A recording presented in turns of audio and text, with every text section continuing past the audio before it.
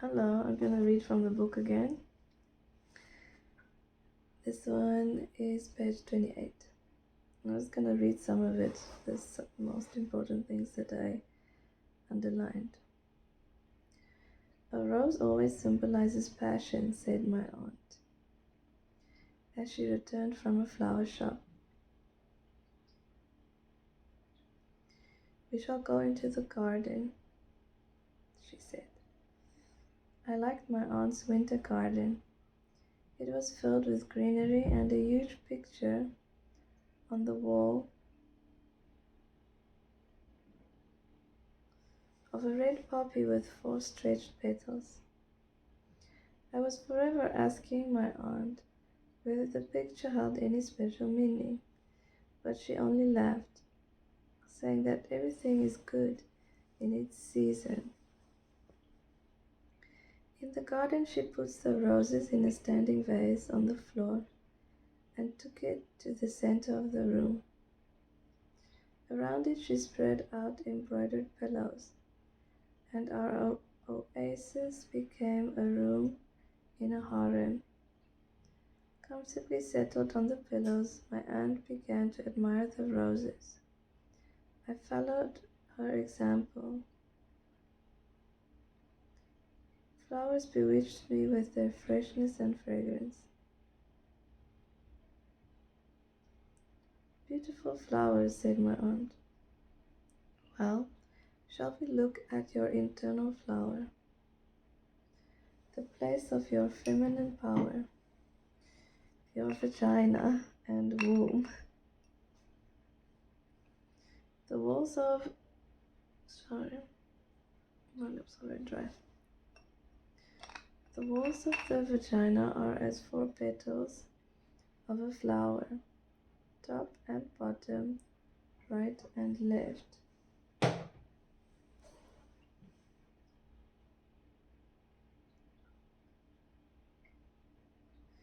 This is our fine nature. Close your eyes and see with your internal look. So, your internal mind, your internal picture. What color are your petals? Top, right, bottom, and left. Dark blue, I said in surprise, having opened my eyes. Why? So, you are driven too much by reading. You should think less and feel more, answered my aunt. White symbolizes innocence, pink the need for care. Red is readiness for passion, and dark blue and violet intense thought.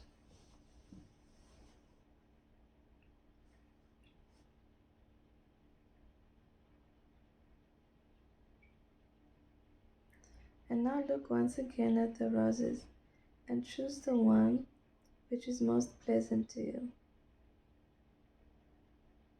I chose a dense bud from the bouquet. Your rose isn't opened yet. You are still closed to the world and to men. Take a rose and inhale its aroma. Fill yourself with it. Fill your womb with this smell. And now touch your bosom with a rose. Well then, I shall leave and you may remain alone with yourself and your flower, and try to touch your nature with a rose. Imagine how you gently pass the rose on the top petal, and it is filled with flowers. Then you softly pass the rose on the left petal, and it too becomes colored. You touch the right petal with the flower, and it too becomes colored. You touch the bottom petal, and it also becomes colored. So this means she's putting the flower on all the walls of the vagina. So the top is like a flower, she said. There's a top, bottom, and the sides. And in your mind, you do this imagination. I twisted the rose in my hands and convincing myself that there was nobody around, I closed my eyes and touched my body with a rose.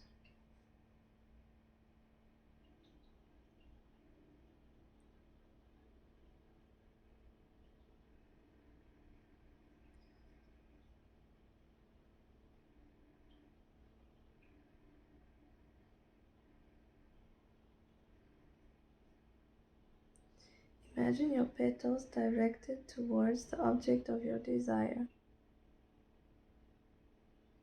or towards a desirable event, and as you exhale, they are extended. So, is the rose and the vagina are this like the same thing?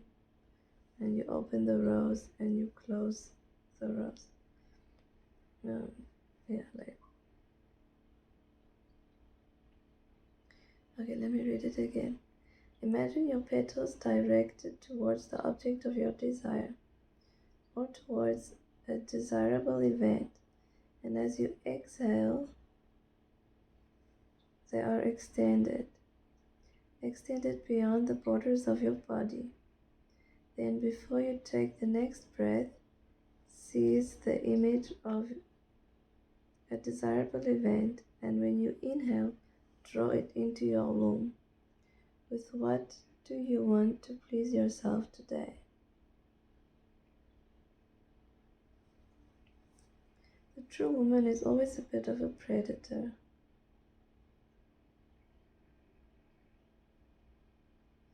The difficulty is in choosing the correct victim and to wait for it instead of spending time and energy on trifles. We will return to our flower. You can close your space before troubles or undesirable events or close the flower. You imagine a picture of an undesirable event. You extend the petals, only don't grasp that which is unnecessary to you, but close the petals and the bud in front of this picture and draw the bud back. Now, when you have realized yourself, you can start to accumulate energy so that your flower will always be fresh. You breathe through a point in the center of your forehead and simultaneously compress and tighten the muscles of the vagina. On the pause between breaths, you pass the energy through your spine into the womb, filling it, and as you exhale, you allow the energy to rise in a wave upward to the center of your intuition. Then take the next breath. You do 20 such cycles. The stronger your muscles become, the more energy you can obtain and be able to retain. I'll teach you special exercises for your muscles, which you will do in the mornings and in the evenings.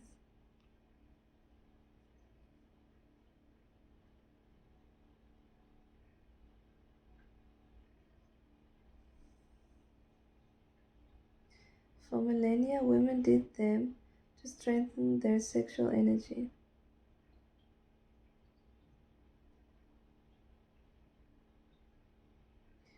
Feeling the power of such women, men began to be afraid of them and denigrated sexuality and everything that was connected with the intimate muscles.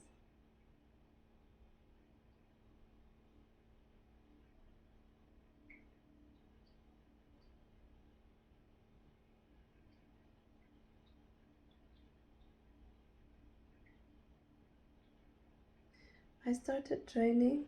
It's good that it took only 5 minutes in the morning and 5 in the evening. Within 2 weeks, I felt that the reaction of the men surrounding me had started to change. Their special looks amused my vanity, and I felt desired and irresistible.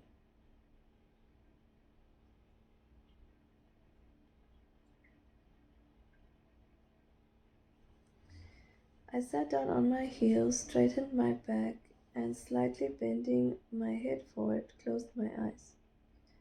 Breathing in, I contracted my muscles and held them taut, counting, and only then exhaled and completely relaxed.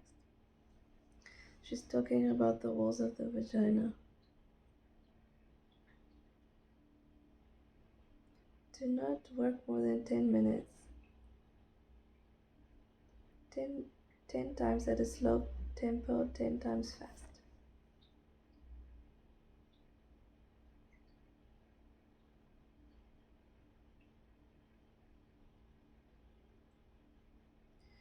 And please look at men, don't look down. Men see only those who notice them and who are surrounded by a field of attractiveness.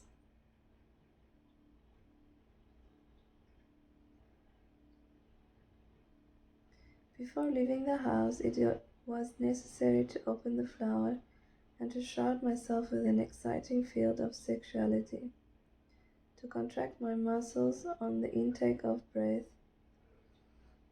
and on exhalation to open the petals in the region of the womb, approximately 4 fingers below the navel, doing this until I felt a pleasant heat in the pit of my stomach.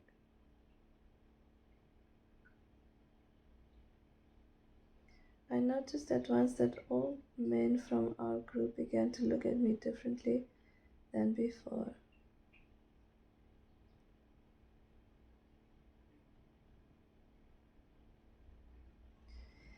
The more feminine energy you have, the stronger, more successful men you can attract.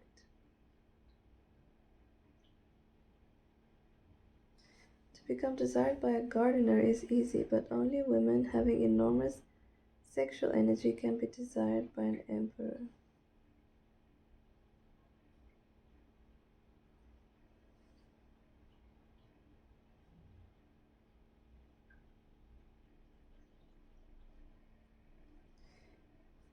Mm.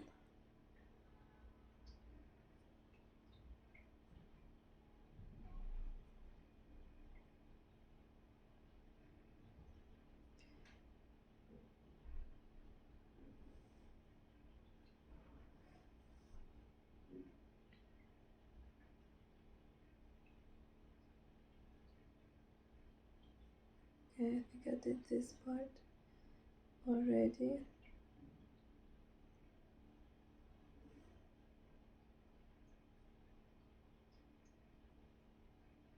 Okay, maybe I should end it here. It's 12, 13 minutes, yeah. The flower part. Thank you.